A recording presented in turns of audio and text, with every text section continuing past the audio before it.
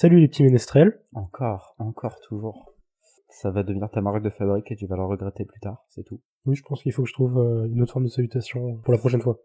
On verra, hein. Déjà, on a un setup qui va être un peu moins dégueulasse sur le micro, normalement. Oui, il y a un épisode 2, ce qui n'était pas gagné, Attends, parce que ça fait quand même 6 mois depuis l'épisode 1. j'étais occupé, je buvais de la Guinness. C'est tout à fait légitime. Et voilà. Mais, on a un bouquin. En plus, que j'ai totalement imposé à toi sans un signe de respect parce que je l'aime bien. Non, on s'est mis d'accord. C'est vrai, on s'est mis d'accord. On s'est mis d'accord, C'est pas une dictature communiste. C'est pas grave, le prochain c'est moi qui choisirai. Exactement. Je te laisserai pleinement le loisir. Je vais te faire lire Colin Hoover. Tu connais Colin Hoover? J'ai pas envie, le nom me donne pas envie. Genre 50 Shades of Grey. Pour la vanne, je serais capable de le lire. Je pense qu'un jour on fera ça, la Dark Romance. La Dark Romance. Parce qu'il y en a en fantasy, et je crois que c'est ce qu'ils ont le plus actuellement. Ah là là. Dans le milieu de la fantasy. En vrai, moi je suis toujours ouvert à découvrir de nouvelles choses, ça ne me dérange pas. Ça se trouve, je ferais kiffer, ça se trouve, ça va devenir mon nouveau joueur préféré. Je pense que c'est très très nul. Je pense aussi. Là, on n'a pas de la romance, on a de la fantaisie criminelle. Allez, est-ce qu'on lâche enfin le nom du bouquin après 3 minutes? Allez, je vais le dire. Nous sommes en train de discuter, mes amis, du tome 1 de la série Les salauds gentilshommes de Scott Lynch, dont le titre de ce tome 1 est Les mensonges de Locke Lamora. C'est très espagnol. Pourquoi est-ce que je l'ai dit avec un R roulé, Nestor? Non, en plus c'est plutôt italien comme inspiration, je suis désolé. C'était plutôt italien comme nom, mais... Alors, Scott Lynch, Les salauds gentilshommes, tome 1, Les mensonges de Locke Lamora, chez Brajlon, en français. Eh oui, la maison d'édition qui ne publie quasiment que de la traduction. Bah, et ça leur réussit, donc finalement, pourquoi aller chercher... Il y a pas beaucoup d'offres en France, quoi. Il y a pas beaucoup d'options. Alors, Les mensonges de Locke Lamora, qu'est-ce qu'on en a pensé? Bah moi, je te l'ai imposé parce que j'ai kiffé, tout simplement. Surtout pour le style. Surtout pour le style et les dialogues qui sont... Il y a un côté malicieux. Ouais, ça je vois. C'est vrai que c'est malicieux comme livre. C'est malicieux comme livre. C'est drôle, ça se prend pas 100% au sérieux. T'as une richesse dans le vocabulaire, autant dans le jargon que les insultes, que les mots soutenus de manière ironique. C'est très plaisant à lire. C'est très plaisant à lire. Moi, j'ai pris du plaisir à lire. J'ai pris du plaisir à lire entre 700 et 800 pages. Donc ça a l'air énorme, mais ça passe très vite. Ça se lit comme du petit lait. Ouais, je pense que c'est un des livres les plus gros que j'ai lu facilement. Par contre, t'as l'habitude avec les trucs gros. Oui. Bref. Mais après, c'est pas la seule force du bouquin, je pense, le style. Déjà, c'est un environnement, un setting, on va dire. L'environnement et le world building, on peut dire. Je suis encore dans l'anglais. Ouais, l'univers. L'univers, tout simplement. L'univers est quand même assez original par rapport à ce qu'on voit d'habitude. On n'est pas avec des chevaliers qui tapent sur des dragons.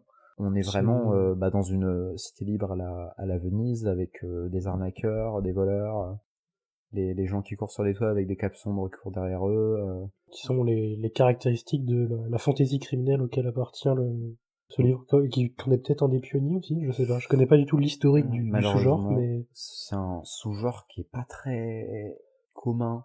T'as des nouveautés comme ça j'ai l'impression que t'as des nouveautés qui pop par-ci par-là dans le genre. Mais ne serait-ce que l'appeler fantasy criminelle, ça a mis un certain temps, je crois. Oui. En même temps, un sous-genre en fantasy, c'est 15 livres, quoi. Voilà, c'est exactement. Alors, peut-être qu'on peut passer au synopsis. Les mensonges de Locke Lamora, c'est quoi? On suit les salauds gentilshommes, qui sont 5? Oui, ils sont 5, c'est ça. Avec une nouvelle recrue récente. Ouais. Donc une bande d'escrocs menée par Locke Lamora, qui cherche à soutirer de l'argent à 2 nobles de la ville de Camor. Ils ont l'habitude de faire ça, c'est vraiment leur gagne-pain, c'est venir voir des nobles, les arnaquer, leur prendre leur fric. Et escroquerie grandiose. Voilà, c'est pas du... Il y a du déguisement, il y a du spectacle, il y a du texte appris par cœur. C'est pas du vol à main armée, c'est du théâtre de haute qualité, où ils jouent des rôles, ils se déguisent dans des envoyés d'autres cités, ils font des fausses affaires avec des faux documents, et puis ils disparaissent sans laisser trace, c'est arnaqueur col blanc, quoi. L'escroquerie commence sur Locke qui mime une agression, qui se fait agresser par son ami... Et qui passe 5 bonnes minutes à se faire étrangler par une corde de chanvre en pleine rue parce qu'ils ont pas très bien eu le timing parfaitement. Et du coup, c'est assez drôle ça. Oui. C'est vrai, ça dure 5 vraies minutes dans le livre. Mais oui, mais Je vraiment. pense qu'il y a 2-3 pages de lui qui se fait étrangler. Oui, et qui est en mode que putain, on a mal géré, qu'est-ce qu'il fout, Moucheron, quand est-ce qu'il arrive l'autre con, j'en ai marre. Mais il y a plein de moments comme ça dans le livre où c'est juste naturellement un peu hilarant, avec les personnages qui les mettent dans des situations un peu loufoques ou qui balancent des répliques très tirées par les cheveux, très bien placées. Il y a le côté pique un peu. Ça va être très influencé par une certaine idée du théâtre, quoi. Il y a presque un côté Cyrano, Ouais. même dans les situations qui sont présentées, c'est un peu burlesque. Il y a le côté, réplique à la tire de Cyrano, quoi, le bon mot. C'est les mots bien trouvés, quoi. Ouais, c'est ça se répond du tac au tac en permanence. Avec une bande d'arnaqueurs qui, malgré leur profession qui n'est point morale ni reluisante, ils sont tout de même très attachants. C'est cette petite bande, je trouve. Rapidement, pour repasser sur la bande, on a donc le personnage principal, Locke Lamora, qui est le cerveau, l'escroc en chef, l'acteur principal. Ouais. Physique oubliable au possible. Faible physiquement, même s'il se fait casser la gueule à chaque fois qu'il se bat. Oui. Ouais, physiquement oubliable au niveau de l'apparence, je crois qu'il mentionne... il a un petit tour de phrase où il dit que Locke Lamora, on aurait dit qu'il avait été créé par Dieu pour ne pas se faire remarquer. Parce qu'il est juste le physique le plus commun de la galaxie. Ce qui est pratique du coup quand on se déguise tout le temps. Et oui. Et oui, c'est pas les muscles de l'opération, il se fait casser la gueule par tout le monde. Mais il est malin, c'est lui qui imagine tous les plans. Il est malin et il sait se tirer des situations par son jeu d'acteur et sa finesse. Il y a Jean Tannen, qui lui, à l'inverse de Locke, est pas hyper malin mais hyper fort. Il est très drôle aussi dans ses répliques, mais c'est vrai que c'est plus une armoire à glace gentillette. À chaque fois qu'on parle de lui, c'est pour dire qu'il est fort. Oui. Il n'y a pas d'ambiguïté sur le fait que ce soit le mec le plus fort du bouquin. Oui, c'est un monstre. Et en fait, il a le côté, c'est le petit gros mignon gentil de la bande, sauf que c'est un putain de monstre qui te tabasse à la hachette. Du coup, ça fait un contraste assez marrant. Et il y a les jumeaux Calo et... Gallo Calo et Gallo? Je sais si Calo et Gallo ou Calo et Galdo. Les jumeaux en haut. Les jumeaux. Et le cinquième qui est Moucheron, qui est l'apprenti de la bande qui cherche à la rejoindre. Qui est le petit nouveau qui du coup fait qu'on est introduit un peu comme Moucheron à toutes les petites ficelles de leur bande. Ces 5 trublions vont mener une escroquerie, que c'est une escroquerie qui est spectaculaire. Là où ça va être intéressant, c'est que ça va être entrecoupé du passé principalement de Locke, puis plus tard d'autres personnages de la bande. Petit à petit, comme ça, agrandir le cercle pour visualiser un peu toute la ville et comment tous ces personnages s'inscrivent dans cette ville. Il y a vraiment une narration en 2 temps, où l'histoire principale est régulièrement coupée par des flashbacks, soit pour explorer le passé de Locke, soit pour donner des petites informations d'exposition sur le monde, sur la ville, sur des événements historiques qui sont passés avant. Je crois que c'est un chapitre sur 2. Il y a un chapitre, un gros chapitre au présent, enfin au présent entre guillemets, suivi d'un petit chapitre qui souvent va être sur le passé de Locke, mais de temps en temps va parler d'un autre personnage, ou va mettre en scène un conte ou une histoire de comptoir qui met en valeur la ville de Camor. Exactement. Sur le passé de Locke, on va découvrir un personnage qui est hyper intéressant, qui est le père Chains. Il est grotesque. Mon personnage préféré du livre. Mais en fait, sans hésitation. Sur le côté, le bon mot et les répliques percutantes, le père Chains, c'est des niveaux d'absurdité qui sont assez incroyables et il régale à chaque fois qu'il est sur la page. Même son identité en tant que personnage est hilarante. On va pas aller trop en détail sur ça, mais... Ouais, juste pour situer, donc c'est un faux prêtre qui est faussement aveugle. Voilà. Et qui, donc, la journée, fait des sermons avec les yeux bandés et attaché à l'hôtel. Attaché à son hôtel, ouais. Et qui récolte des dons. Et puis, en fait, une fois la nuit tombée et l'église fermée, il enlève le bandeau et il forme les salauds gentilshommes à devenir les futurs grands escrocs de la ville. Parce que je crois que du coup, c'est techniquement vraiment un prêtre, mais un prêtre... Du 13e dieu. Dans ce cas, tu veux peut-être qu'on enchaîne sur la mythologie, ou tu préfères qu'on continue de parler des personnages? La mythologie, après, je sais pas s'il y a grand chose à dire, ça reste assez léger. Quand même, l'univers est assez riche là-dessus. Oui, mais la mythologie en particulier, je trouve, c'est vraiment un petit truc... C'est un univers où c'est un des premier rebondissement entre guillemets, la révélation sur qui est le Père Chains. Et ça intervient dans le fait que on est sur un panthéon de 12 dieux qui sont des sortes de saints patrons. Il y a le dieu des croque-morts, des médecins, et il y a un 13e dieu caché qui est le dieu des voleurs et des escrocs, auquel Bert Chains a avoué allégeance. Donc en fait, il est vraiment prêtre, mais prêtre des voleurs. Voilà, prêtre de l'arnaque. Mais après, il y a aussi, sur l'univers en particulier, il y a les dieux, certes, mais il y a aussi la magie de l'autre. Oui, un peu de magie. Enfin, ça va être très important dans le récit, mais déjà, il y en a pas beaucoup. Il y a de la petite magie, entre guillemets, avec l'alchimie, qui rend la ville assez fantastique. Oui. Des lampadaires. Mais qui est étudié comme une science, comme voilà, historiquement l'alchimie. C'est un peu de la science magique, simplement. C'est de la science magique. C'est de la science magique. Et donc ça, c'est le côté un peu fantastique qui donne, c'est pas juste Venise, c'est Venise magique.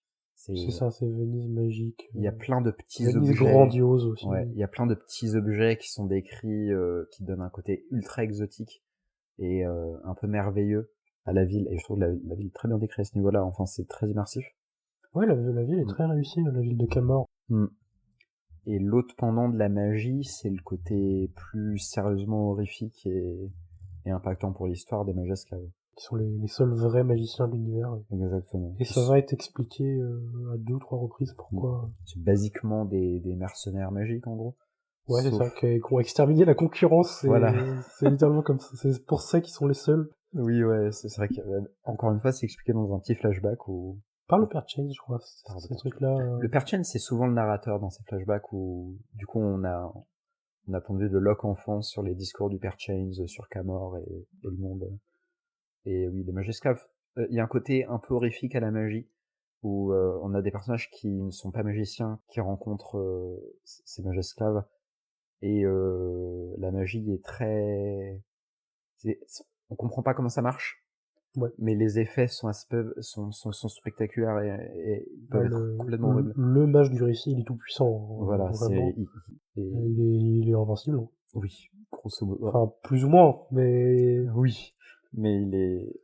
Et d'ailleurs, il y a un flashback où le Père Chains explique tout l'historique des mages esclaves. En fait, c'est intégré dans le récit, parce qu'il est en train d'expliquer à Locke enfant, tu ne les fais pas chier, tu ne te mêles pas de leurs affaires, tu croises un mage esclave, tu te tais, tu dis bonjour, merci, et tu te barres loin, quoi. Tu restes poli.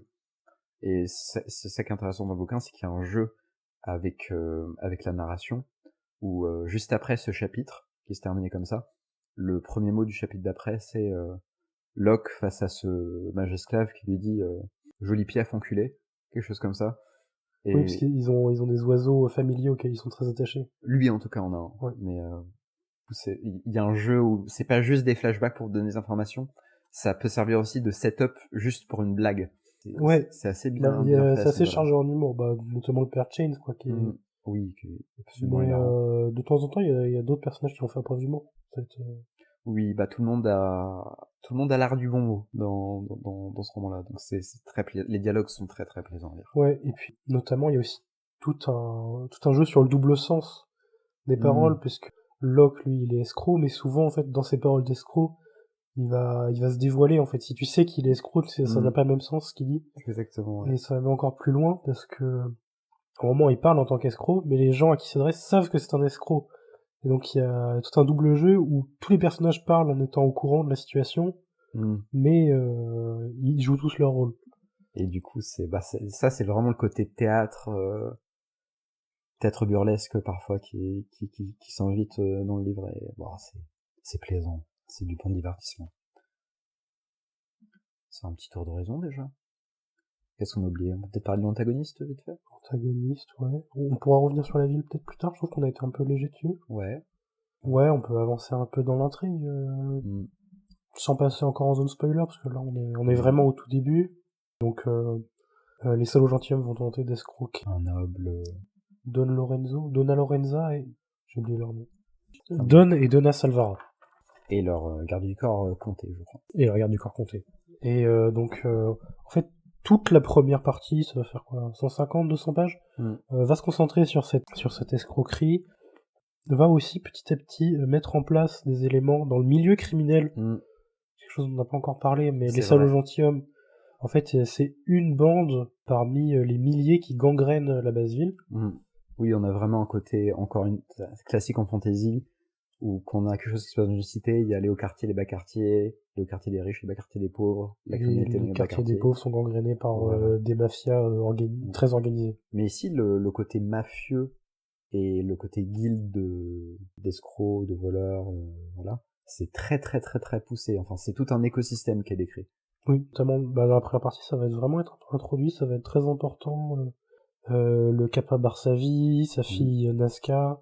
Donc tous les gangs criminels de la ville obéissent à un certain code et vouent allégeance au Kappa Barsavi, qui est le maître de la pègre. Et le code en question, c'est la paix secrète. Basiquement, les criminels ne peuvent pas s'attaquer aux nobles du tout. Et en échange, la police n'intervient pas. En échange, ils peuvent arnaquer tous les petits bourgeois et la populace sans se faire emmerder par la garde jaune, je crois, c'est vraiment. La garde jaune, ça doit être quelque chose comme ça, ouais. Du coup, le principe quand même du bouquin, c'est que Locke et sa bande se contrefoutent de la paix secrète et sont dans des très rares groupes qui se risquent à attaquer des nobles. C'est ça, ouais, parce qu'ils escroquent des gens vraiment riches et vraiment puissants, ce qui est normalement complètement interdit. Donc à la fois, il y a la menace sur eux que le Kappa Barsavi découvre qu'ils violent la paix secrète, et il y a une deuxième menace qui est les agents secrets des nobles, qu'on s'appelle la garde minuit, quelque chose comme ça, un nom un peu con. Ouais. Qui vont imiter d'ailleurs à un moment. Voilà, des sortes de forces spéciales des nobles qui seraient en train de les chasser. Et donc ça, globalement, ça va être le premier quart du livre. On est vraiment l'arnaque qui se mène petit à petit avec quelques phases d'improvisation et d'autres plans minutieux. Avec quelques sous-intrigues qui vont se mettre en place en fond. On a des histoires de concurrence dans la base ville avec potentiellement un nouveau meneur de la pègre, des guerres de gang. Et je crois que c'est le roi gris, il se fait mentionner assez vite, je crois. Un certain roi gris. Et au début, ça passe vraiment pour une sous-intrigue. Exactement, ça passe vraiment pour un petit détail mentionné par-ci par-là, et qui en fait prend de plus en plus d'importance. Et voilà, à partir de la deuxième partie du livre, en fait, l'escroquerie va complètement passer au second plan, et on va découvrir la vraie intrigue du livre, qui est Locke qui est pris au piège par le roi gris, qui est le grand méchant. Je crois comment il finit dans un tonneau de merde déjà? J'ai oublié. Comment il finit dans un tonneau de merde? Il doit se faire passer pour le roi gris, mais il est plus protégé par le mage, et du coup il se fait foutre dans un tonneau de merde par le Kappa. Ouais, donc il se passe plein de choses avant ça, mais... Donc basiquement, le roi gris l'oblige à coopérer avec lui, pour ensuite le trahir et le jeter de côté. On est passé sur le spoiler depuis assez longtemps. Là en tout cas on va passer en zone spoiler. Si je chapitre la vidéo, j'aurais mis un spoiler bien avant. Déjà on a spoilé le père Chain, et ça m'a rendu très triste que quelqu'un ne découvre pas ça, en se disant c'est un gentil prêtre. Ouais, vas-y, le spoil il intervient à la page 50 sur 700 quoi. Après je suis de l'avis qu'on regarde pas des critiques de bouquins, c'est mieux de les regarder après avoir lu le livre, je pense. Mais ouais, mais parfois aussi regarder des critiques, entendre parler de quelque chose permet de... C'est vrai. Mais je pense qu'il faut être très prudent à ce niveau-là et prêter attention sur à quel point ça pense. Bref, si vous faites spoiler, c'est de votre faute, nous sommes innocents. Moi, il y a un passage sur lequel j'aimerais revenir, de la deuxième partie du livre. À ta guise. C'est quand le Kappa Barsavi et Locke découvrent la mort de Nazca, qui est la fille de Barsavi. Est-ce que tu t'en souviens de ça? J'essaie de me rappeler ça parce que t'es beaucoup plus intéressé par la chose que moi. Ouais, ça t'a pas marqué? Ok, moi c'est un des passages que je trouvais les plus intéressants du bouquin. Un des passages les plus émouvants du bouquin. C'est donc la fille du chef de la pègre qui est envoyée à son père dans un tonneau de pisse de cheval. Et il récupère du coup le corps de la fille, qui est une amie de Locke. Il y a plusieurs passages où on la voit discuter avec Locke. Il y a le flashback de leur rencontre enfant. Et assez rapidement, en fait, elle va revenir dans un tonneau de pisse de cheval. Moi, ça m'a un peu fait l'effet de la scène du parrain, le How They Massacred My Boy. Oui. Ouais, c'est vrai que c'est... Je vais être honnête, j'avais complètement oublié. Je viens de me rappeler cette scène, et effectivement, sur le moment, ça fout un coup au foie, quoi. C'est marrant parce que moi, c'est la scène que je trouve la plus puissante émotionnellement du livre, alors qu'il y a d'autres personnages qui vont mourir, J'en avais rien à foutre, et ça m'a un peu plus marqué. Bah, ça a été vraiment setup, entre guillemets. C'est hyper brutal, au contraire. Oui. Hein.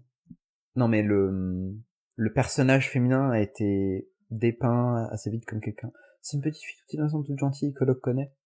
Et elle se fait, et vraiment, le destin ne la respecte pas.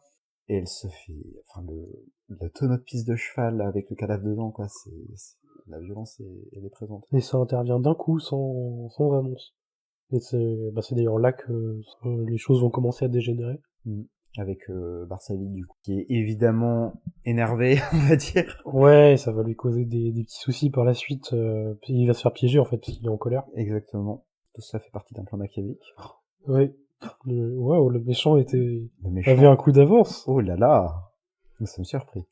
Mais Barsavie, j'ai bien aimé aussi le personnage de Barsavie. Ouais, c'est un peu particulier parce qu'il est à la fois hyper malin et pourtant il tombe quand même hyper grossièrement dans le piège de. En fait, il est construit comme pareil, l'anecdote du tapis où Perchains raconte comment il avait un tapis qu'il enlevait à chaque fois qu'il exécutait des gens dans son salon, entre guillemets, et que du coup, au bout d'un certain moment, il invitait quelqu'un, les gens voyaient qu'il n'y avait plus pas le tapis au sol, et ils s'enfuyaient en courant parce qu'ils savaient qu'ils allaient se faire trucider. Et pour régler un conflit avec deux membres de la pègre, il les a invités pour des pourparlers. Les gens de la pègre ont envoyé quelqu'un pour savoir si le tapis était au sol, donc ils sont venus, et ils se sont fait cribler de carreaux d'arbalète. Et Barsavie a ruiné ce tapis juste pour... On croyait qu'il s'était attaché... Enfin, ça donne le côté... C'est un plan établi sur des mois. C'est pas un plan établi sur des mois, il avait une... À force de faire ça, il avait construit des attentes chez les gens. Il a compris qu'il pouvait... Ah, c'est comme ça que tu as compris. Moi, j'avais compris que dès le début, il avait prémédité ça et que, justement, dès le début, il avait construit cette histoire avec le tapis dans la fin. Possible. Pour moi, c'était une habitude qu'il avait pris et il s'était rendu compte qu'il pouvait l'utiliser à son avantage. Utiliser l'image qu'il avait transmise au fil des années, enfin au fil des mois. Dans tous les cas, ça caractérise bien le personnage. Comme, il est compétent quand même. Mais bon, ça l'empêchera pas de tomber, quoi. Il va être trahi. Il va être trahi, il va chuter, et là, on aura le troisième partie du livre où le roi gris révèle son identité, prend le pouvoir, et là, ça devient la vraie menace pour Locke. Puisque, aussi, là, énorme spoiler, Calo et Galdo, il meurt, en fait. Il meurt à la moitié du livre. La moitié du cast principal se fait massacrer. Moucheron aussi meurt, je crois. Je sais plus. Moucheron meurt. Moucheron meurt en même temps. Donc les 3 des 5 personnages principaux on les retrouve complètement, ils se font massacrer. Ouais, et là on arrive dans le dernier tiers du livre où Locke et Jean vont être seuls contre tous et vont devoir vaincre le roi gris, aka le Caparasa. Exactement. Sachant qu'ils se sont fait voler tout leur fric. Oui, parce qu'ils sont très riches, on l'a pas dit, mais oui. En fait, s'ils escroquent des gens, c'est pas pour l'argent, c'est pour la beauté du geste et du symbole. Pour le plaisir, pour l'adrénaline, mais pour le geste, pour aussi le petit plaisir de bafouer la paix secrète. Mais c'est vrai qu'il n'utilise pas cet argent, il le laisse dormir comme un trophée, et il tombe sur quelqu'un qui se rend compte qu'il en a plus besoin qu'eux, et qu'il les massacre pour obtenir ce fric. On arrive quand même sur un truc intéressant, c'est que le livre il est plein de rebondissements en fait. Oui. D'une partie à l'autre, et parfois même d'un chapitre à l'autre, l'intrigue change complètement, et il y a des rebondissements importants. Il y a plein de personnages qui vont être mis en place pendant 100, 200 pages et qui vont mourir hyper brutalement. Il y a des changements d'objectifs principaux, hein. On va passer d'escroquer de nobles, arrêter le grand méchant, tiens, d'un coup, la police secrète, elle vient m'arrêter. Il y a vraiment des rebondissements, j'ai trouvé un côté un peu Pirates des Caraïbes, le côté les dynamiques de pouvoir et les objectifs de chaque personnage. Enfin, pour ça, c'est vraiment impressionnant, c'est que ça va dans le sens de ce qu'on disait sur le style qui est très agréable. Le rythme est très bon aussi, hein. Oui. Il y a quasiment aucun chapitre de Locke perdu tout seul dans ses pensées. Non, il se passe toujours des choses et c'est purement de la réaction. C'est ça, c'est un livre qui est tout dans la réaction, ça bouge tout le temps. On est rarement dans la course quand même. On arrive à suivre, notamment, mais ça bouge tout le temps. Je pense que les petits chapitres, pour faire un peu d'exposition, expliquer le contexte de la ville, etc., les flashbacks, ça aide à prendre des pauses dans un récit qui est quand même très... qui va vite entre guillemets. Bah ce sont les seuls moments où ça respire globalement, passer un Exactement. certain nombre de Ouais, pages. je pense que ça rajoute pas mal, et que ça aurait été un peu... On aurait peut-être une sensation de ça va trop vite, il se passe trop de choses, s'il y avait pas eu ces petits chapitres-là. Je pense aussi, surtout dans la deuxième partie du Mm. livre, ça aurait été un Et peu... ouais, c'est quand même un assez peu rare que... C'est pas dans le sens c'est rushé, dans le sens... ils prennent pas le temps, dans le Ouais, sens mal écrit. C'est vraiment rushé, dans le sens... ça te déborde tellement espèce de truc. ouais, c'est les événements qui n'arrêtent pas, quoi. Ouais. C'est... Et franchement, bien ficelé, hein. Beaucoup de... Même au niveau des setups, entre guillemets, au tout début, qui ensuite arrivent... Il y a plein de petites... se passe des petites informations qui ensuite deviennent très importantes, et il fait ça en permanence. Du foreshadowing, entre guillemets, de fou, Voilà. quoi, avec, dans la première partie, on nous parle vaguement du roi gris, des querelles, et en fait, Mm. c'est l'histoire qui va Ouais. qui va devenir Exactement. importante. Même l'exposition, au final, qu'il fait, ça peut ressembler à à des... On peut se dire, oh, c'est peut-être juste des pages Wikipédia parce que l'auteur veut frimer avec le monde qu'il a créé, mais en fait, c'est que des informations qui sont utiles pour contextualiser l'histoire. Des explications sur la place secrète, sur les différentes parties de la mafia, sur les mages esclaves, etc. C'est que des trucs qui aident à contextualiser l'histoire et à rajouter plus d'impact. À ce niveau-là, C'est amusant parce que du coup, je pense que si tu relis le livre et que t'as ça en tête, finalement, ce à quoi tu fais plus attention, c'est ces passages contextuels parce qu'ils t'annoncent ce qui va se passer. exactement, ouais. Franchement, c'est bien. Il y a un côté, ça a été... on a enlevé toute la graisse, quoi. Et Ouais. il y a aucun truc en trop.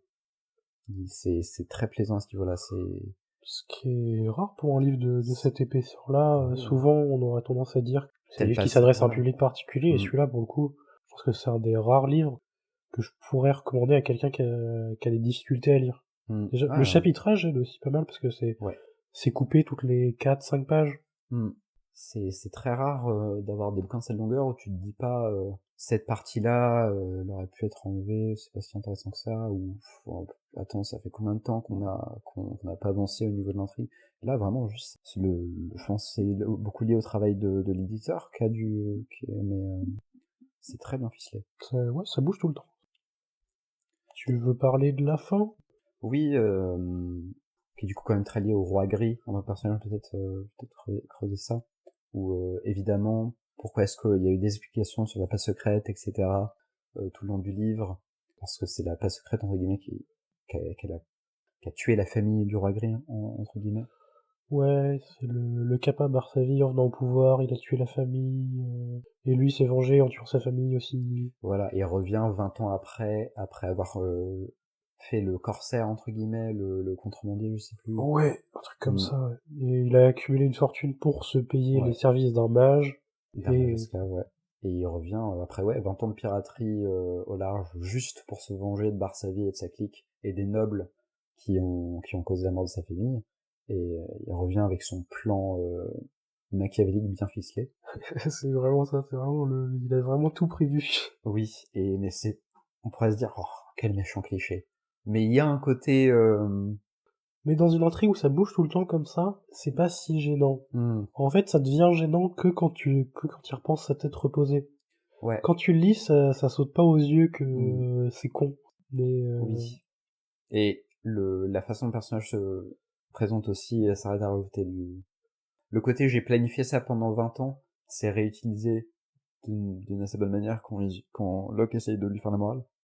Où Locke est là, mais pourquoi t'as fait ça, voilà, pourquoi tu as tué plein d'innocents, voilà, il fait le classique discours de le gentil héros essaye de raisonner le méchant qui veut se venger, et le roi gris lui fait non mais en fait, tu peux me parler autant que tu veux, j'ai passé à 20 ans à peser le pour et le contre et à réfléchir, c'est bon, genre j'ai fini, j'ai pas besoin de ton avis. Et ouais, ça moi c'est la phrase qui m'a le plus marqué dans la confrontation finale, qui sinon serait un peu grandiose mais creuse, et je trouve que ça, moi j'y vois de l'intelligence de la part de Scott Lynch, l'intelligence d'avoir essayé de désamorcer les critiques qu'on pourrait lui faire sur la bêtise du grand plan du méchant. Parce que pour resituer, le plan du méchant, c'est qu'il veut gazer entre guillemets tous les nobles de la ville. Oui. Il y a une grande fête, je crois, il y a plusieurs centaines de nobles, et petit attentat au gaz qui rend, je crois qu'il est utilisé sur les animaux, parce que ça enlève tout libre arbitre, ça transforme en paillasson, quoi. Voilà. Mais vraiment, c'est vraiment... L'idée d'utiliser contre des humains est vue comme une pratique complètement barbare, vu que tu les transformes en loques humaines qui ne pensent plus et un sort pire que la mort. Et encore une fois, c'est quelque chose qui est annoncé un peu plus tôt dans le bouquin, et puis ensuite, ça permet de contextualiser cette pierre spectrale pour l'attentat de fin du roi Grey. Après, il y a aussi que il a des justifications, entre guillemets. Bon, ça se comprend qu'il ait qu'il ait la rage. Je trouve, au niveau du style, de la manière dont il s'exprime, de toute l'aura autour, le nom du roi gris, etc. Je trouve c'est pas juste un grand méchant banal, quoi. C'est marrant parce que à ce sujet, il y a un peu la distinction entre les deux identités qu'il prend dans le livre. Mm. Le roi gris qui a énormément d'aura, qui est quelqu'un de très mystérieux, qui a l'air d'avoir tout le temps un coup d'avance, et sa vraie identité qui est Raza, une fois qu'il a réussi à accomplir sa vengeance. Et il a pas du tout les mêmes attitudes. Tant qu'il est dans son plan, il est très calculateur. Une fois qu'il a accompli son plan, c'est un mec qui est juste vénère. Oui, mais un peu lassé aussi, un peu très désabusé. Ouais, c'est ça, parce qu'il pense avoir gagné, donc il a accompli le rôle de sa vie, quoi. Je l'ai pas trouvé... Je pense que c'est pas non plus un de mes antagonistes préférés, mais je l'ai trouvé bien adapté au truc. Et plaisant. Ouais, je trouve que quand tu le remets en contexte dans le récit, c'est un personnage qui marche assez bien, qui est assez marquant. Et par contre, c'est vrai que si t'essaies de l'interpréter, t'as vite fait le tour, quoi. C'est pas quelqu'un qui a grand chose à dire. Et j'aime beaucoup aussi le duel final où Locke qui demande au fauconnier le traitement. Alors, l'antagonisme secondaire aussi. Là où le roi gris, c'est un... Ça va être un duel d'esprit. Voilà, le roi gris, déjà il a il se justifie bien. Il a des arguments moraux pour faire les atrocités qu'il fait. Ouais, et tout est un peu rationalisé, il a toujours un coup d'avance, et le but de Locke, ça va être de réussir à penser plus vite que lui pour désamorcer son plan. Exactement.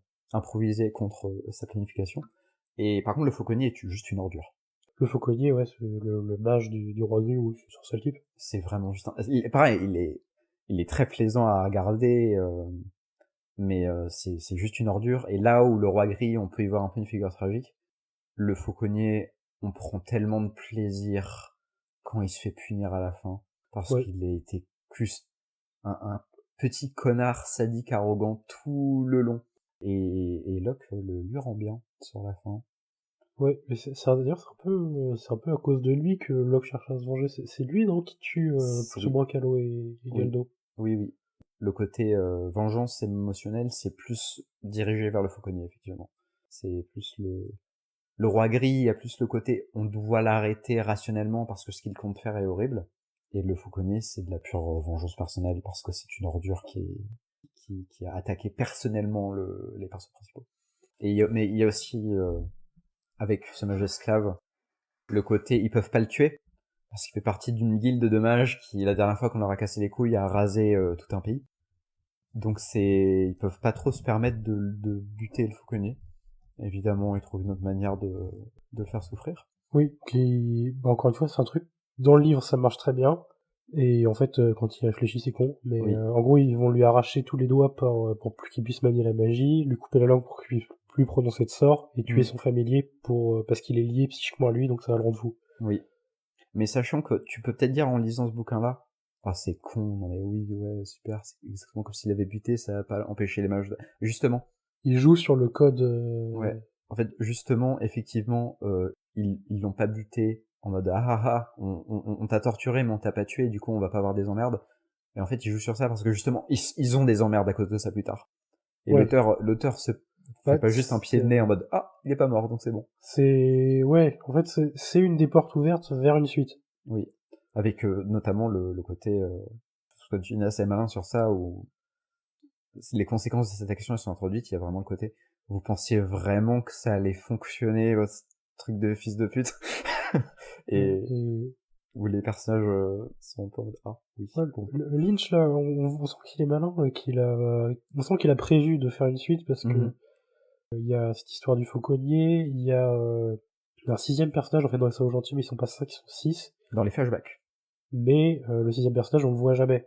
C'est une fille qui s'appelle Sabetta, qui a aussi été formée par Chains, mais qui a quitté la bande. Non, elle apparaît même pas dans les flashbacks, elle est juste mentionnée. Elle est mentionnée, elle parle pas il y a pas une ligne... du pur teasing, du pur... Voilà, mais voilà. et on comprend que c'est plus ou moins que Locke est plus ou moins amoureux d'elle. Complètement, oui. Il y a même une scène où il est au bordel et il prend Ah que oui, des rousses parce que sa bêta est rousse et qu'il est complètement en mal d'amour. Et finalement, il baise même pas avec la prostituée en question parce que c'est pas elle. parce que c'est pas elle. Les côtés un Ouais. peu romantiques, pitoyables. Locke. Toujours pour continuer sur là-dessus, il y a plusieurs régions qui vont être introduites, c'est-à-dire que bah, toute l'action va se dérouler à Camor, mais Mm, on sent que l'univers autour de Camor il est hyper exactement. vaste. Rien que là, Et donc c'est facile en fait d'aller faire une suite. il y a la ville des cités, la ville des mages esclaves qui est mentionnée. Je crois que Ouais, c'est Cartin ouais, Carthage, je crois, un truc comme ça. Il y et a Amberlin, je crois. Merlin, où doit se dérouler le tome 4. Et ouais, plein de, même des Varanes, là, des cultures, entre guillemets, des coutumes de peuple qui sont mentionnées uniquement pour quelque chose, qui peuvent revenir plus tard. Enfin, tout le travail du world-building, C'est un univers qui est hyper convaincant. voilà. C'est un univers qui est très riche et où ça se voit que ça n'a pas été purement fait pour un seul livre. J'ai beaucoup aimé aussi avec le fauconnier, juste avant de partir, Locke qui demande, il est bon avec une lame, le roi gris? Et Locke lui fait mortel. Alors que Locke est une merde, juste une merde en escrime. Oui, le duel final pour ça est sympa parce qu'il fait écho à un passage qu'il y a eu bien avant, un Aussi, flashback qu'il y a eu bien avant. avec Jean.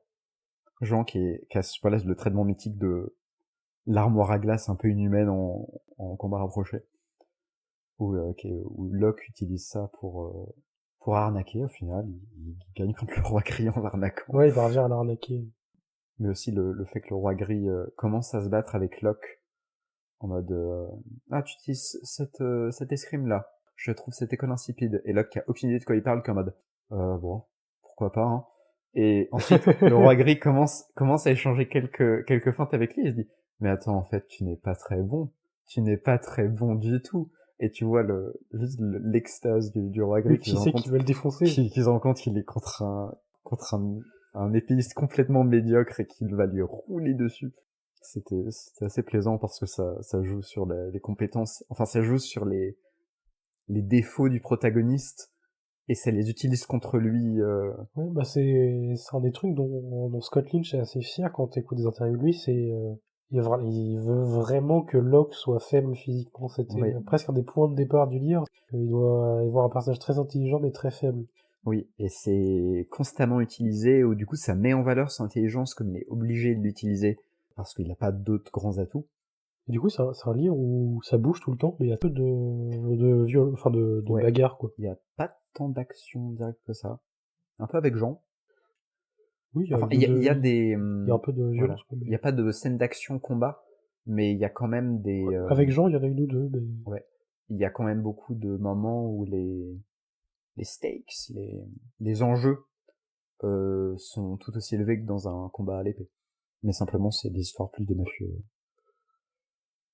est-ce que tu veux qu'on revienne sur la ville de Camor? Je trouve on a commencé à parler un peu de l'univers, mais on n'a pas vraiment Oui, décrit la Camor c'est un qui est très... une des prouesses du livre aussi, hein. Oui, bah c'est un peu c'est quelque chose qu'on dit beaucoup sur les chroniques de Lankmar, où la cité est un personnage en elle-même. Il y a un petit peu de ça avec ce Il y a un peu de bouquin-là, ça, ouais. où la cité est tellement décrite, enfin elle est décrite de manière tellement vivante que l'environnement lui-même, c'en est presque un personnage. Et il y a un niveau Ouais, de détail et d'exotisme c'est une sorte de fantasme d'une Venise médiévale, mm, une cité marchande maritime très mm, prospère, mais avec tout un fantasme du requin et de la criminalité qui va être mm, plaqué dessus, avec des riches très très riches et décadents, mm, des pauvres très très pauvres qui se tournent un peu naturellement vers une sorte de mafia médiévale, mm. Mais il y a un côté des jeux très d'arène ouais, avec des médiéval. requins. Oui, médiéval, ça reste quand même plus du Oui, 15e, c'est ça, siècle, hein, médiéval mais renaissance, quoi, l'âge ouais, d'or des cités marchandes italiennes. exactement. Et ouais, le côté influence très très européenne quand même. Voilà, c'est très italien, français, espagnol. Et ouais, franchement, le niveau du décor, c'est un environnement qui se prête très très bien à l'histoire. Pas de critique à faire sur le gamin, même la façon dont l'alchimie est implantée dans la ville, vraiment, bah, ça donne un côté complètement merveilleux à la chose. Ouais, ça c'est merveilleux au sens littéraire du terme, Ouais. quoi. C'est la planque des saules gentilshommes, notamment avec tous les petits objets magiques. J'ai trouvé, c'était un peu Ouais, décrit comme qui est un. sous l'église, il y a une sorte de tunnel secret vers... Exactement. Et c'était quand il le décrit dans le bouquin, ça donne vraiment le côté caverne d'Ali Baba. Comment ils s'appellent les enfants perdus dans Peter Pan, tu sais, Ouais, ouais. leur repère un peu à eux en dehors du monde, où ils amassent les trésors. Où il se sert du coup de tout le côté alchimie magie pour rendre le truc encore plus merveilleux, entre guillemets, encore plus fantastique. Architecturalement, il y a des grandes structures en verre magique. En Ouais, plus, c'est le cas dans le repère des Saules gentilshommes. Mm. Sinon, ça va être dans quelques bâtiments très importants où vivent des nobles. Une espèce de verre vivant. Le verre d'étain, je crois. C'est le nom, le verre d'étain, je sais plus. C'était le matériau d'une ancienne civilisation. Avec l'anecdote sur les mages esclaves qui noient tout un pays Ouais, ou sous toute une une tempête de ville feu. dans une tempête de feu, et tout ce qui reste, c'est le trône en verre d'étain. Ouais, c'est un verre indestructible qui est vivant, qui est capable d'absorber le sang. Il y a un jardin comme ça de roses en Oui, ouais. verre. Tu te fais piquer par une des épines, ça t'aspire tout ton sang, tu peux en mourir.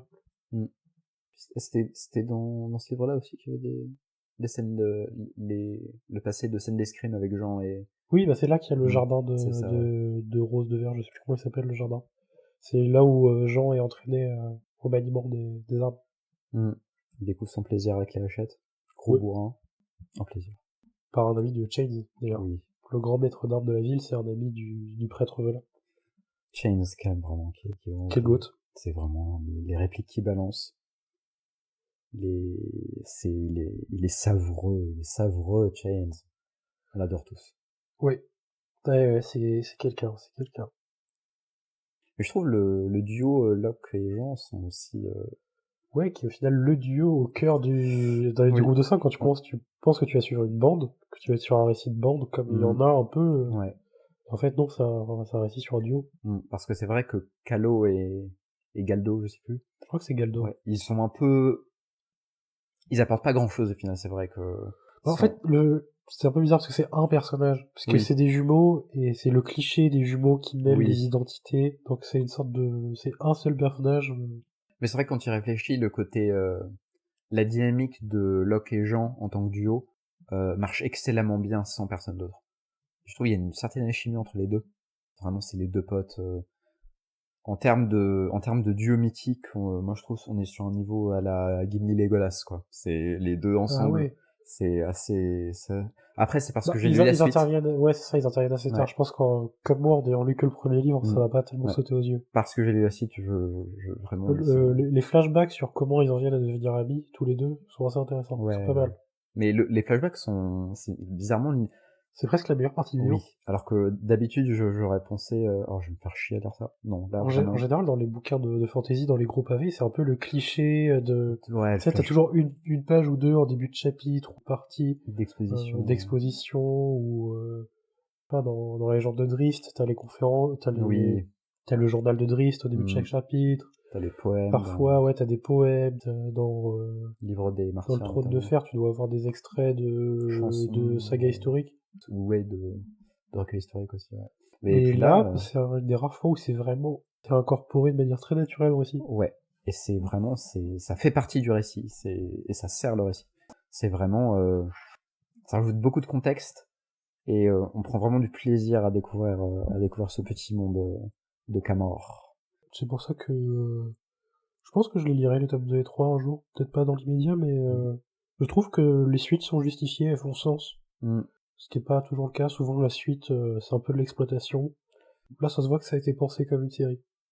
Effectivement. Même si, franchement...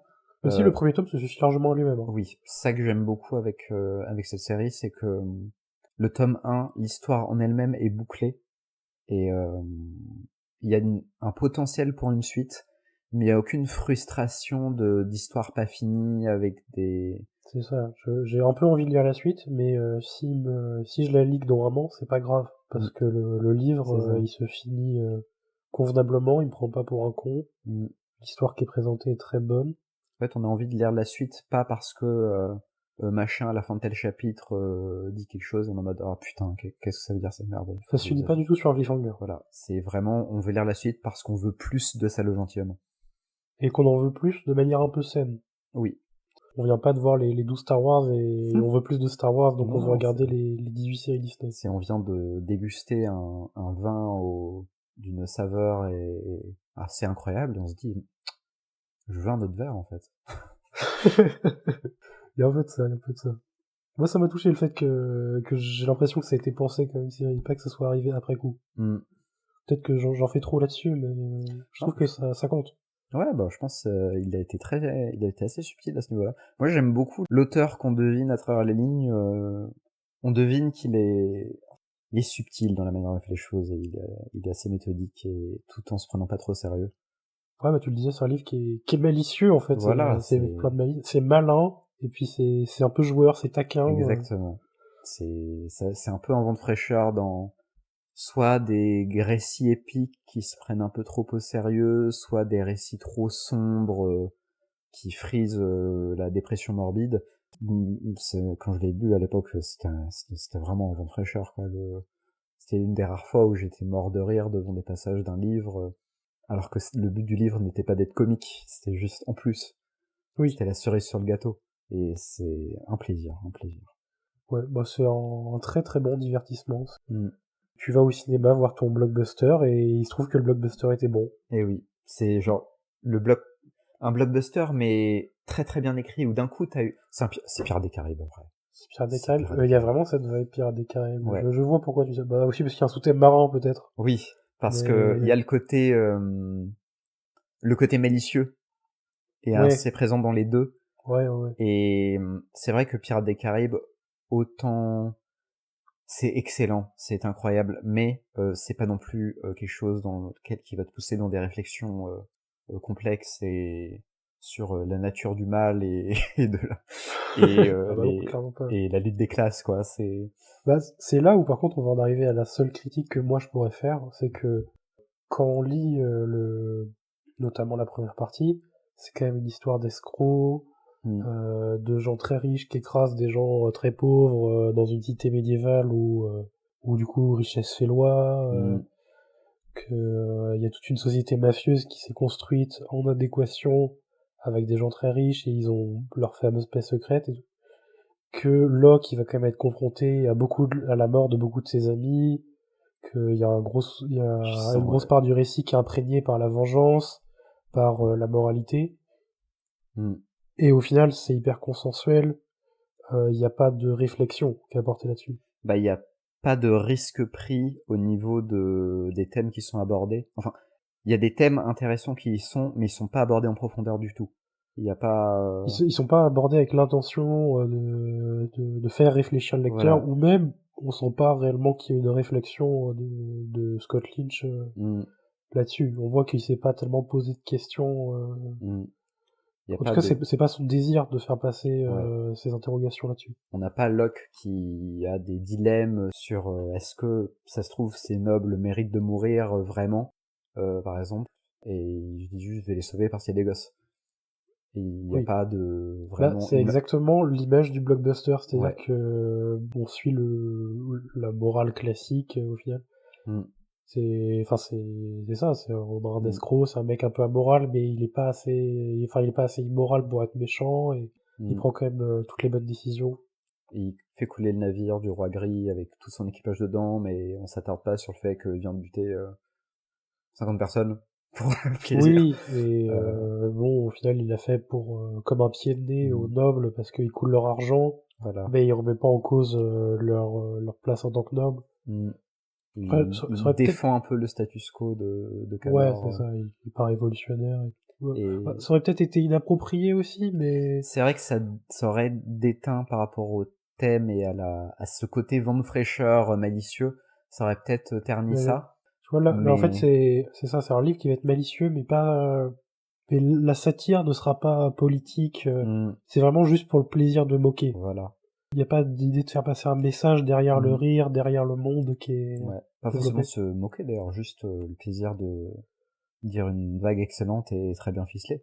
Mais oui, mais je pense à ça parce que en fait personnages nobles, bah, ils sont tout le temps les victimes C'est de vrai, l'escroquerie, c'est donc vrai. ils sont un C'est peu vrai. raillés. Il y a le côté un peu, oui, oui. Mais c'est vrai qu'il y a pas, il y a pas C'est le, c'est pas un livre qui laisse place à l'interprétation. Il n'y a pas de double Mm, lecture, il n'y a pas de message caché. mm, Vous pourrez le relire et ce sera globalement la même chose que la première fois. ouais. Et c'est vrai que du coup, ça cause des moments un peu frustrants. On se dit, ça aurait pu être plus profond que ça. Il y a des questionnements là que je me pose sur les actions de personnages et ils sont pas du tout abordés. Et c'est vrai que tu recherchais vraiment un truc très poussé.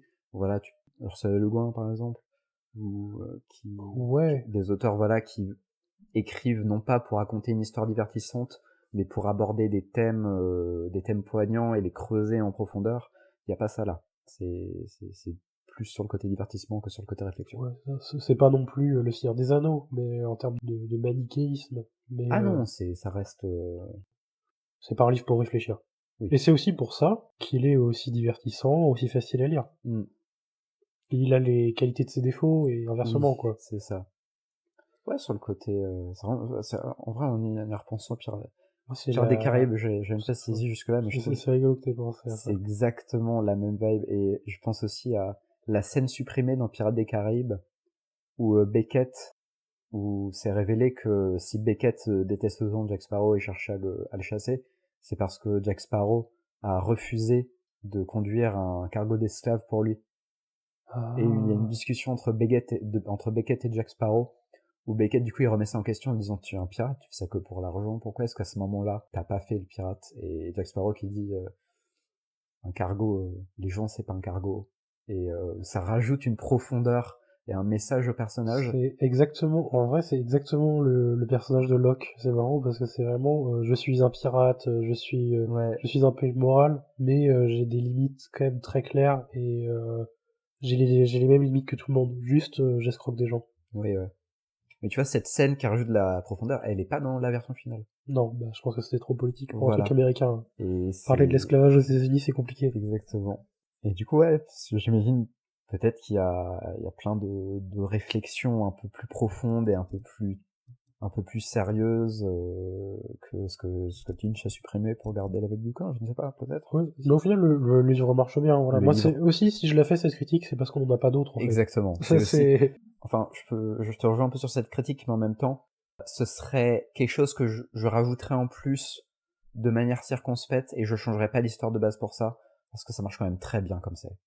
ouais, j'y ai beaucoup pensé à cette critique-là et d'un autre côté, je me dis, est-ce que le livre marcherait si Mm. Ouais, Leach réfléchissait, tu vois, ouais. En fait, à travers le livre. je pense que c'est la critique à la recherche du bouquin parfait qui a tout. Je sais pas si c'est conciliable, mais Voilà, voilà, c'est je pense, la seule chose qu'on pourra dire de négatif sur les salauds gentilshommes. ouais. Quelque chose qui, si c'était implanté, ça rendrait probablement le bouquin un peu trop lourd et un peu, il y aurait un problème de ton, etc. Donc c'est plus pas du tout une critique sur l'exécution du bouquin, c'est un divertissement exécuté parfaitement de manière très élégante, mais ça s'arrête un peu au divertissement. Et c'est peut-être tant mieux. C'est peut-être tant mieux. Mais c'est marrant parce que du coup, avec ta comparaison avec Pierre des Caraïbes, je pense qu'il y a des gens qui ont fait le même reproche à Pierre des Caraïbes, c'est que c'est des pirates qui sont iconisés, alors qu'en vrai c'est des meurtriers, Oui. des voleurs, enfin les pirates c'est des types qui sont assez immondes Mm. et on occulte complètement les pillages et dans les marines, la marine anglaise, espagnole, on occulte complètement l'esclavage. Oui, Enfin, ouais. la thématique des pirates a été complètement édulcoré, tu vois, Oui. de tout ce qu'il y avait de barbare dans le Oui, contexte oui. historique. Ou même, si tu compares à la série Black Sails, le côté cité indépendante de Nassau face à l'Empire britannique qui s'allie aux esclaves, qui s'allie aux populations indigènes des Caraïbes contre l'Empire britannique blanc, Ouais. tu vois. Alors tu vois, même Tortuga c'est iconique, alors Mhm. qu'en vrai, enfin c'est une ville, Voilà, c'est une taverne, c'est pas une ville. c'est une immense taverne avec Voilà. des miséreux et des assassins. Oui, oui, c'est ça. Mais Mais c'est un choix ouais. qui a été fait et Mm. je suis pas sûr que Lynch ait fait ce choix-là pour la même raison que Disney a fait ce choix-là pour Pierre des Caraïbes, mais Mm. Et pour la comparaison me mm. semble valide. Et pour faire le parallèle entre bon, t'as pas vu Black Sails, mais Non. Black Sails, du coup, t'as une exploration un peu plus profonde de la signification de la piraterie, de l'horreur que pouvaient commettre les horreurs que pouvaient commettre certains pirates, mais aussi les justifications presque politiques à l'âge d'or de la piraterie contre l'Empire britannique et les colonies. Ça marche bien parce que c'est une série aussi. C'est une série en plusieurs saisons qui a tout le temps de créer son histoire et de la filer sur une longue période en explorant différents sujets.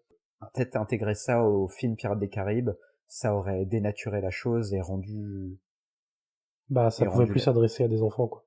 Oui, aussi. Mais peut-être aussi on aura perdu, voilà, le Pirates des Caraïbes, je kiffe toujours autant ça, c'est pareil, c'est comme l'aventure de la Clamora, c'est juste un pur plaisir un pur plaisir malicieux qui régale et qui est très très bien écrit et très élégant, sans des thèmes profonds. Mais parfois t'as juste pas envie de réfléchir à des thèmes de manière très profonde et te poser des questions sur la nature de la domination des colonies britanniques, tu vois. Oui, bien sûr, mais il y a besoin aussi de temps en temps d'œuvres qui se consomment, quoi. Il y a besoin de ça. Ouais. Et je pense que c'est aussi ce qui a fait le succès des Salauds Gentilshommes, parce que c'est un immense succès littéraire. Ah oui. C'est que ça se lit bien, ça prend pas la tête, c'est bien écrit, hein. Très très bien écrit. Autant au niveau du style que la façon dont l'intrigue est construite, c'est assez... on peut difficilement faire des reproches à ce niveau-là, quoi. Du coup, je vais le lâcher maintenant, mais en fait, si la comparaison avec Pirates des Caraïbes, elle me semble si juste, c'est parce que la Warner qui a acheté les droits d'adaptation à l'écran des Salauds Gentilshommes, au début, elle l'a fait pour créer son propre Pirates des Caraïbes. Ils ont acheté ça dans l'espoir de pouvoir concurrencer Pirates des Caraïbes, et ça s'est jamais fait finalement. Ah ouais. C'est ce que dit Scott Lynch dans une des interviews que j'ai regardées. C'est incroyable, j'étais pas du tout... Donc ça m'a fait rire que tu penses à ça, c'est que ils ont vraiment eu le projet, il y a eu le projet à un moment d'en faire Pirates des Caraïbes. Eh ben, ça m'étonne pas. En vrai, c'est vrai que j'y ai pensé que récemment, mais le parallèle entre les deux œuvres, surtout en termes de ton, en vrai, c'est assez évident quand tu réfléchis. Ouais, je crois que Scott Lynch, ça lui plaisait pas tant que ça.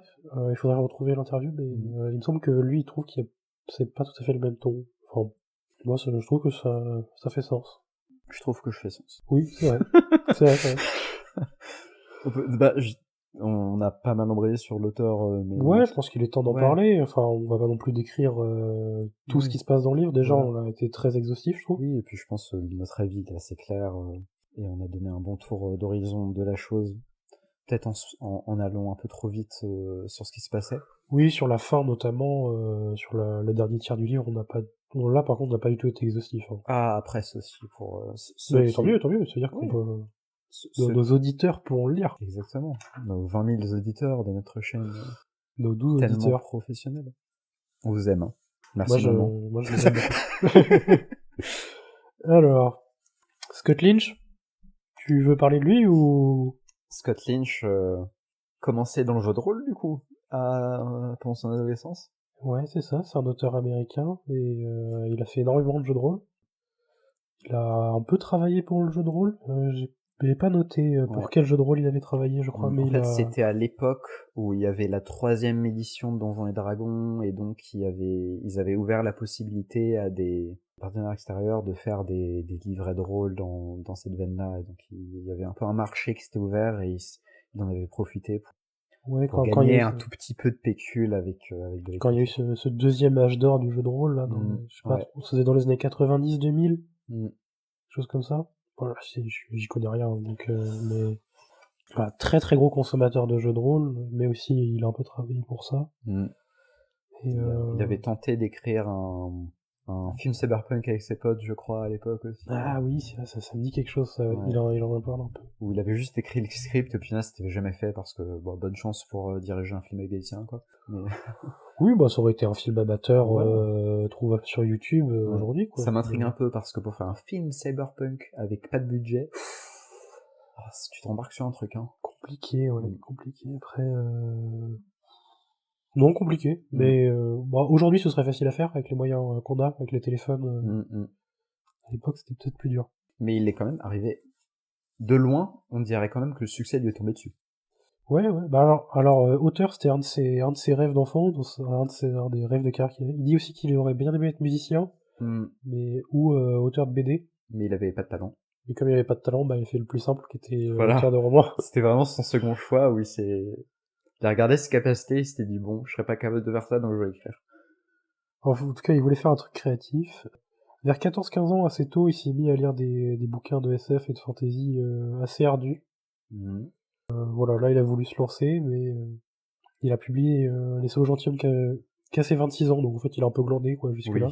Oui. Il le reconnaît aussi, c'est que il s'est laissé porter, il a travaillé dans le jeu de rôle un peu. Mhm. Il a Et vivoté, tant bien que mal. puis un jour, il a décidé de se lancer vraiment, d'essayer le parcours romantique de l'auteur qui fait des dizaines d'essais Mhm. avant d'être pris. Sur les Oui. recommandations d'un ami, il a ouvert un blog. Il avait vraiment le côté, je vais faire un blog, je vais écrire vite fait pour des gens, puis ensuite je vais faire une nouvelle, puis ensuite je vais faire un roman. Et il était vraiment dans cette idée-là très procédurale. Et il Ouais, a commencé à écrire, ouais, ce blog un peu de loser, un peu de, voilà, un peu ironique de, je sais plus c'était quoi le nom de ce blog. je sais plus. Je me demande si c'est pas son site actuel qu'il a juste transformé. Parce Mm, il a un site qui est pas terrible. Et mm, je me demande si c'est pas ouais, son non, en tout ancien cas, blog qu'il a changé. c'était quelque chose comme nouvel auteur mauvais tente d'écrire un livre, où c'était vraiment très très conscient de la chose. Il se vendait hyper mal. Voilà, ils ont des hyper mal par voilà, c'est une manière Je- assez contemporaine de faire la chose, où tu te fous de ta propre gueule parce que t'as conscience que tu débutes et que t'es pas très bon. Je pense qu'il osait, enfin, ça c'est pas quelque chose qu'il dit, mais je pense qu'il osait pas trop se Voilà. lancer aussi. C'est pour Je- ça qu'il a mis autant de temps avant Exactement. Ouais, d'écrire. ouais. Je pense en fait il n'osait pas vraiment se prendre au sérieux à fond, par peur d'échec simplement, parce que beaucoup de gens feraient. Et donc il avait vraiment le projet d'écrire plein de ses articles et mettre des extraits de son livre en galérant complètement pendant des Ouais, années. c'est ça. Essayer d'être légitime en tant qu'auteur avant d'avoir publié quoi que ce soit. Mm, exactement. Puis il a lamentablement échoué dans cette entreprise. La série de blogs d'écrivains ratés ne verra jamais le jour, vu qu'un éditeur à son troisième poste l'a contacté en lui disant qu'il était intéressé. C'est ça, ouais. Il a eu la chance d'être repéré très tôt par un éditeur qui s'est dit qu'il avait du potentiel et qui lui a demandé d'écrire un bouquin, quoi. Mm, Rapidement. simplement. Il a mis 2 ans quand même à sortir Les Salauds de Gentilhomme Oui, sur la base du ouais, script qu'il avait publié. ouais. Sachant que ouais, vraiment, il avait juste publié un extrait sur son site.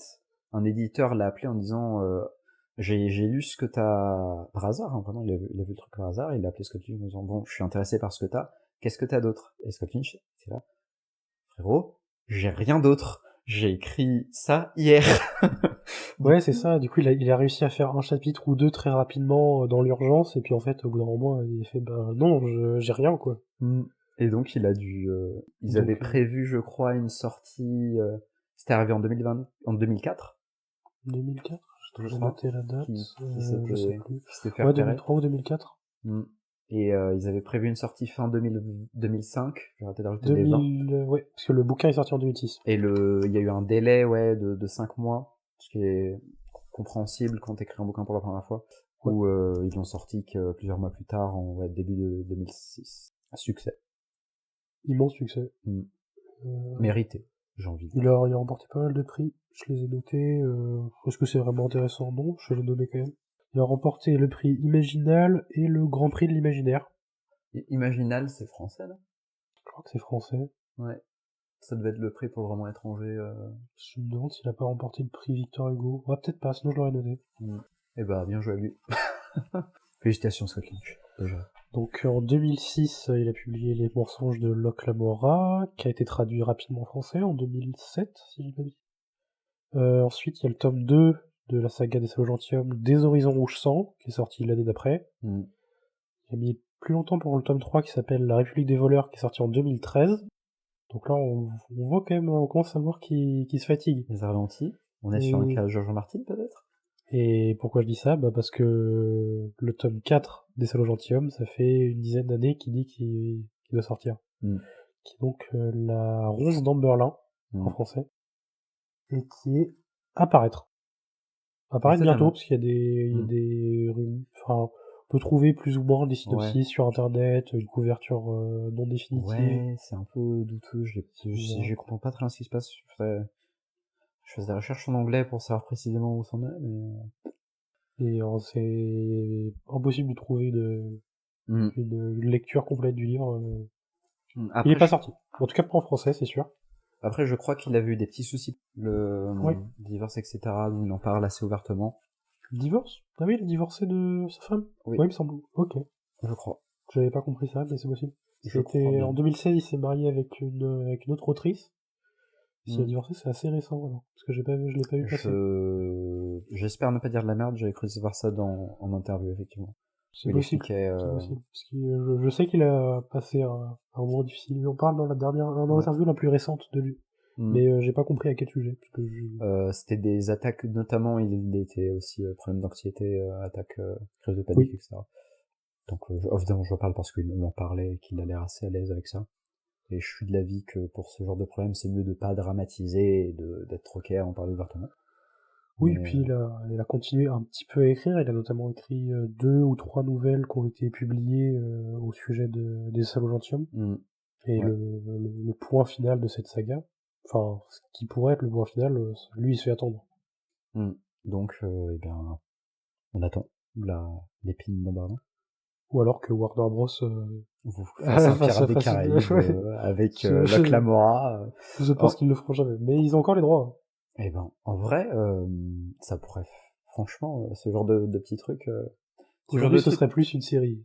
ce genre de truc avec un bouquin un peu niche mais très bien ficelé, qui est adapté, ça fait souvent ça peut faire des dingueries. Oui, mais ça peut aussi faire d'énormes bides. Ça peut aussi faire un énorme bide, ça peut aussi faire une roue du temps, en termes d'adaptation. Oui, moi, je pense quand on parle de bides, je pense à John Carter, qui a fait couler Disney. Ah, Tu vois ce que c'est, John Carter? non, je veux bien... Je mettrai une image au montage. John Carter de Mars, qui a adapté de très vieux bouquins de SF. C'est un noble de l'époque victorienne qui se retrouve transporté sur Mars et c'est une sorte de Conan le barbare, mais de Mars. Oh, ça me dit rien. Tu vois pas je te montrerai des images après, Ouais, ça va te rappeler j'ai le truc. probablement vaguement Ça a vu failli couler passer. Disney à l'époque, le film, tellement ça a été un gigabide. Bah, Disney bien remonté, du coup. On ne coule jamais Disney. Impossible. Cette sale petite souris revient toujours. On peut rapidement parler de la traduction, peut-être? Oui, toujours, Ce toujours Brajlon. commémorer les traducteurs. Ils font souvent du bon boulot. Et quand ils ne le font pas, on leur crache dessus abondamment. Mais là, c'est bien fait. Donc, on va La traduction est commémorer. très bonne. Moi, j'ai pas le souvenir d'un moment de m'être dit, ah tiens, cette phrase, elle est bizarre, faudrait que je la regarde en anglais. C'est franchement, ça retranscrit très bien cette malice, voilà, ce côté joueur dans les répliques. Ça se ressent bien, ça se traduit bien, il y a des très belles tournures de phrases, notamment dans les dialogues. Quelques moments qui sont peut-être un peu lourds, mais je saurais pas dire si c'est le récit de base ou la traduction. Je pense notamment à la discussion avec Laura Gray sur la fin qui fait un peu cliché. Ouais, mais Je pense je que saurais pas c'est... dire si c'est dû à la traduction. Ouais.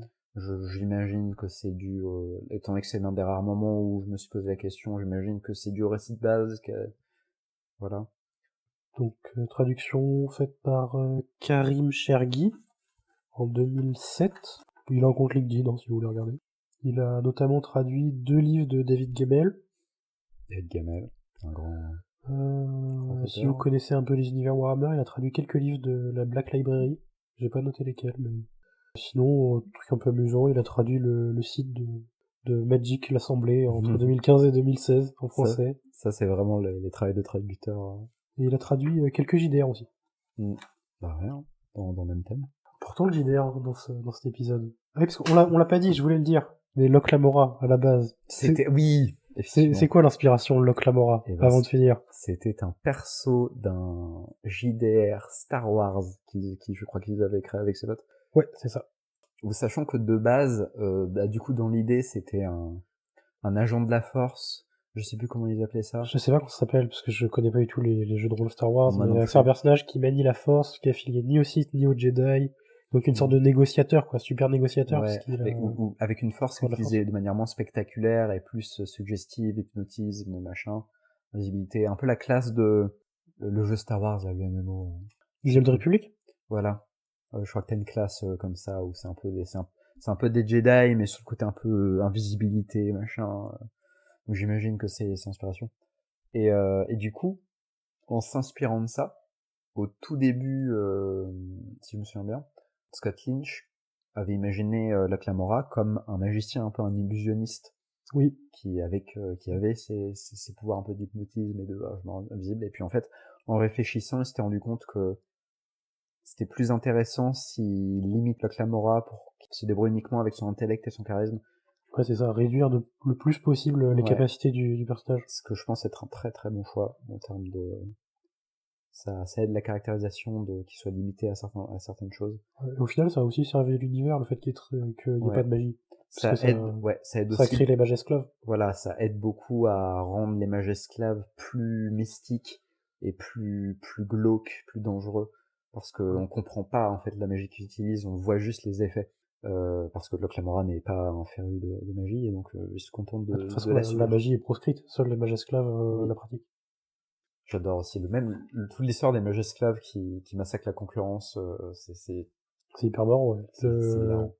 Comment à deux, en fait, ils vont voir une personne, et ils disent rejoins-nous, on tue, on est deux, t'es tout seul. Puis après, ils sont trois, puis rejoins-nous, parce qu'on est trois, t'es tout seul. Et ainsi, comme ça, ils arrivent à soit rallier tout le monde, soit tuer tout le monde. Exactement. C'est con, mais c'est le genre de petit truc délicieux et drôle qui fait la saveur de ce bouquin. Les petits flashbacks savoureux comme ça. Est-ce qu'avant de finir, tu veux parler un peu de la fantaisie criminelle, ou tu penses qu'on a fait le tour? On peut en parler vite fait. C'est vrai qu'en termes de ton, on est sur un Pirates des Caraïbes, on l'a dit. En termes d'environnement, ça a beaucoup rappelé un bouquin français, Gagner la guerre, Ouais, moi aussi. de Jaworski, parce que ça se passe aussi c'est aussi de la fantaisie qui se passe aussi dans une Venise un peu fantastique, cité libre, avec l'influence méditerranéenne. Il y a aussi de la magie très glauque, mais encore plus traitée de manière sombre dans Gagner la guerre. Ouais, encore plus subtile, plus pernicieuse, encore moins comprise. Gagner la guerre est moins dans ce côté divertissement parfaitement bien coupé, parfaitement bien rythmé. Là où Gagner la guerre, les critiques que j'aurais pu lui faire, c'était peut-être des soucis de rythme à certains moments. C'est beaucoup plus lent, beaucoup plus dense. C'est marrant parce que Gagner la guerre, je pense que je le préfère au Solo gentilhomme, mais je le relirai beaucoup moins facilement et je le recommanderais pas, comme je recommande le Solo gentilhomme. Ouais, pareil, si vous avez kiffé la Solo gentilhomme, il y a des chances que vous détesteriez Gagner la guerre. Parce que c'est pas du tout le même genre de truc. Gagner la guerre, en fait, moi j'ai beaucoup aimé pour le style très soutenu, pour un bouquin de fantaisie française, c'est très bien écrit. Ouais. Et la complexité des personnages, l'intrigue qui se fait lentement, mais qui se fait globalement très bien faite aussi. Ouais. Vraiment, j'ai beaucoup aimé les deux. J'ai eu plus de réponses émotionnelles face au Salo gentilhomme, et je l'avais lu plus jeune, donc ouais, il y a peut-être un peu de nostalgie qui parle. C'est ça, instinctivement, je préfère un petit peu les Salo gentilhomme, juste en termes de préférence personnelle, mais Gagner la guerre, c'est un gros... Ça va peut-être paraître un peu pédant, mais les salauds gentilshommes, tu peux le faire lire à ton gamin de 12 ans, tu vois, il vient de lire Eragon, il a envie de découvrir la fantasy, la science-fiction, les univers de nerd, tu fais les salauds gentilshommes, Gagner la guerre, si t'as pas un peu de bagage littéraire avec toi, c'est dur. Oui. Même pas juste au niveau du vocabulaire qui peut être un peu pointu parfois, ou le jargon qui est difficile à comprendre, même au niveau des thèmes abordés et de ce qui se passe. C'est peut-être aussi une critique qu'on veut faire de Gagner la guerre, voilà, le perso principal qui viole une meuf dans le cul, pour être sainte. Bon, est-ce que c'était trop gratuit comme violence? Je trouve que dans le livre, ça fait parfaitement sens. Dans le livre, voilà, ça fait sens parce qu'il y a la vibe, elle est pas malicieuse, gentillette, vent de fraîcheur, elle est pesante un peu. La critique qu'on faisait au Salo gentilhomme, c'est marrant parce que c'est exactement là-dedans que va rentrer Gagner la guerre. Là, ça se veut beaucoup plus grinçant. Oui, beaucoup plus et donc, cynique il y a plus matière à réflexion parce que c'est pas la morale qui va triompher dans Gagner la guerre. Oui. Là, on a vraiment une forme de perversion, de corruption qui va s'avancer sur, je sais pas aller jusqu'à dire la noirceur de l'âme humaine, mais... Oui. C'est quelque chose de beaucoup plus noir et mature. Mais du coup... Sans être du grim dark porn un peu con. Ouais, c'est pas non plus extravagant à ce niveau-là, mais c'est vrai qu'à l'inverse, on pourrait faire une critique à Gagner la guerre que le côté noir, c'est un peu de la violence gratuite, qui avait pas forcément lieu d'être là, parfois, peut-être. Où le personnage principal est une ordure, pas traité spécialement comme une ordure. Un peu bizarre, ce genre de choses. Ouais, c'est un livre qui est beaucoup plus mystérieux Voilà. aussi, notamment sur le passé du personnage principal, on comprend pas tout. L'univers va être très vaste, mais beaucoup moins clair que dans Mm. Les Salauds Gentilshommes, où on comprend en fait, dès qu'on parle Oui. de quelque chose, c'est intuitif. Là, c'est Ouais. beaucoup plus hermétique. Réaliste aussi.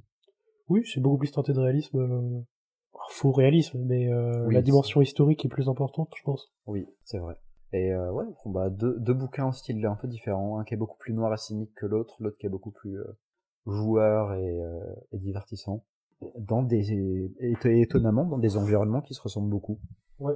Ouais. Bah, c'est les deux seuls exemples que j'ai. Parce que je sais que Ouais, c'est un vrai sous-genre, la fantasy criminelle. ouais, mais Il y a, c'est un sous-genre qui est même un peu apprécié. Je pense qu'il y a des gens qui disent que ça. Des histoires de voleurs hmm, dans des cités un peu oui, ouais. baroques. Mais Il y a l'honneur des voleurs. Non, c'est pas une vieille série que j'avais vue il y a longtemps, forcément, je sais ça. pas, c'est un peu comme le sous-genre des assassins au Moyen-Âge, tu vois. Oui, ouais. Hmm. Genre, c'est un peu cette vibe-là. Mais moi, mon impression extérieure, c'est que t'as soit le côté très divertissant, un peu gentillesse à au gentilhomme, soit au contraire Dark fantasy très noir et très très dur, et cynique. que ils se ressemblent un peu tous, et que je pense la plupart sont assez médiocres, malheureusement. Je pense on peut très rapidement tomber sur soit du grimdark porn très pas subtil, soit du blockbuster mais pas très bien écrit et pas très intelligent. Je pense que le Salaud Gentilhomme, ça Ouais, doit être un des meilleurs du ouais. genre. C'est le pionnier aussi, Ouais, mais je pense que si Les Salauds Gentilshommes et Gagner la guerre sont deux noms connus de la fantasy criminelle et que c'est un peu les seuls, parce qu'il y a une raison, et que, ouais, et que le genre se limite malheureusement à un nombre assez limité de grandes œuvres. Petit genre, grandes œuvres, mais du coup il n'y en a pas beaucoup, des grandes œuvres. peut-être au cinéma ou en série, mais là j'ai pas d'exemple en tête. Vraiment, j'y connais rien. Ouais, là, après des séries de fantasy, c'est toujours compliqué. Hein. J'ai envie de dire, c'est pas un truc qui ressemble à Arsène Lupin, mais dans un monde fantastique. Ah, Ça doit exister, ça me mais dit quelque chose, ouais. Il y a dû avoir des trucs qui me ressemblent. Ça me dit quelque chose, hein. J'ai dû voir des bandes annonces qui ressemblent un peu à ça. Mais on n'a pas grand chose de plus à dire sur ce genre. Moi, non. c'est quelque chose auquel j'ai pas spécialement d'affinité. Hmm, J'ai lu 2 livres que j'estime être hmm. bons sur le sujet. Ouais, j'attends de lire Jade City pour et éventuellement d'autres trucs pour voir s'il y a pas des. Parce que là, c'est vrai que c'était le côté Venise, machin, mais le côté, par exemple, Jade City, c'est plus un côté guerre mafieuse Ouais. entre plus un côté mafia chinoise, un Ouais. peu ambiance Ok. asiatique. Donc c'est vrai que je me demande si quand tu changes totalement d'environnement, tu retrouves un peu la même vibe. Est-ce que le fait que ce soit le même genre, tu retrouves des points de similarité, tu vois, quand on Ouais, change d'environnement. peut-être aussi, dès que tu vas ajouter la révolution industrielle, que tu vas faire Aussi, avancer d'un siècle ou deux ouais. ton inspiration historique, tu vas pouvoir ajouter beaucoup de livres. Effectivement. Ouais, il doit y avoir plein de romans un peu steampunk qui vont se dire steampunk, mais Sur des, oui, sur des voleurs. ouais, qui ont un peu ce côté-là, qui serait classé dans la fantasy criminelle si s'il se passait plus dans un temps moyenâgeux. Quoi. Juste, bah, Ouais. il y a des gens avec des hautes formes et des fusils, et du coup, on dit que c'est du steampunk. Oui. Ah ouais, non, je pense qu'on a fait un peu le tour de ce petit genre sympathique, mais un Je te petit genre promets. sympathique. Ouais, moi c'est pas du tout un genre de prédilection, Ouais. mais je suis content qu'il existe et il Ouais. pourra peut-être un jour imprimer sa marque Hmm. durablement ailleurs. L'adaptation hein, de Warner Bros. On l'attend. Que Non, faites-vous avec elle arrivera jamais à arrêter. Non, mais je pense à des récits de cambrioleurs, mais qui Ouais, sortiraient un peu de ce cadre-là. En mm, fait, ouais, il manquerait un film pour en faire un c'est vrai ça. genre transmédia. Une grosse adaptation. C'est un genre qui a ses mérites, mais je le trouve mineur. Bah, ça change bien. C'est quand même un bon plaisir de l'avoir par rapport à un Ça énième change Seigneur des Anneaux et un énième La trop Route de le du faire, Temps. ouais. Voilà, l'énième saga de bataille médiévale avec de la magie et de l'épique. C'est vrai que ça change bien d'avoir un truc à plus petit niveau qui se concentre un peu plus sur les personnages et qui a aussi un ton qui est assez peu courant en fantasy, le côté malicieux. Ouais, grinçant, un peu... Non, malicieux. Malicieux, c'est mieux. On a fait le tour, je crois. Hein. Je pense qu'on a fait le tour. On a parlé bien plus que ce qu'on avait prévu. C'est vrai. Sans dire tout ce qu'on avait prévu de dire. On a oublié de dire des trucs. Tant pis. L'histoire décidera. Et bah, on se rappellera et on sera pas content. Et bien sur ce, j'espère que vous avez aimé. Et Mm. puis on se dit Salut les petits ménestrels. Salut mes petits ménestrels, tu m'embarques dans ça, espèce d'enfoiré. Ça me va, c'est drôle. Et bisous. Bisous bisous. Portez-vous bien.